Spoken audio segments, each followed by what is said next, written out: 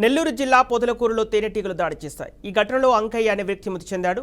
మరో 10 మందికి తీవ్ర గాయాలయ్యాయి. ఇక పట్టణంలోని వాటర్ ట్యాంకుకు భారీగా తేనెతిట్టలు పెట్టాయి. వాటిని ఓ పావురం కదిలించడంతో తేనెటీగలు లేచి అక్కడ ఉన్నవారిపై ఒక్కసారిగా దాడి చేశాయి.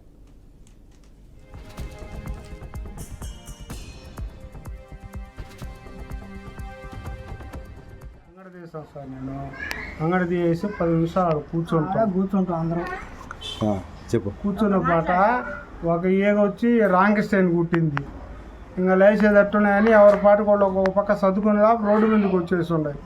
ఈయన లోపల పోయి అప్పుడే కూర్చుంటున్నాడు. మేము రిటర్న్ వచ్చేసేటప్పుడు మేము కేకలేస్తున్నా వినపడలేదు తనకి.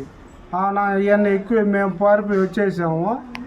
నేను పోయి చెట్ల కాడ మోటార్ వేసుకొని బోరు నీళ్లు పెట్టుకున్నా. నేను ఈయన లోపలికి పోయాడు సార్. ఒక 50 మంది గుట్టినాయి సార్.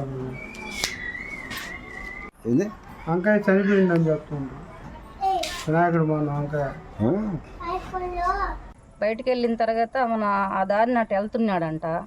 అక్కడ పిల్లలు ఎవరు కొట్టారో ఏమో ఆ ఈగుల్ని. ఇతను పోయి ఆడే టీ తాగుతున్నాడంట. తాగుతుండే లోపల ముసురుకునేసినాయి అంట ఈగలని. నేను బాగా కుట్టేసినాయి సార్ మొహం అంతాను. కుట్టి ఏరే ఆటోలో వచ్చి ఇంటి దాకా వచ్చేసినాడు. ఆ ముళ్ళన్నీ పీకేసాం మేము.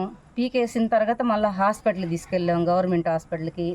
ఆ సార్ బాగా చూసి ఇంజక్షన్ వేసి సిలిండర్ ఎక్కిచ్చాడు. బాగా పెట్టాము.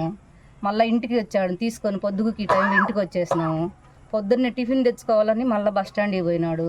ఇడ్లీ దోశ తెచ్చుకున్నాడు, తిన్నాడు. మళ్ళీ వచ్చి ఇరబడిపోయినాడు సార్. అటు నేను ఇరబడిపోయాడు నిన్న సార్. అది జరిగింది.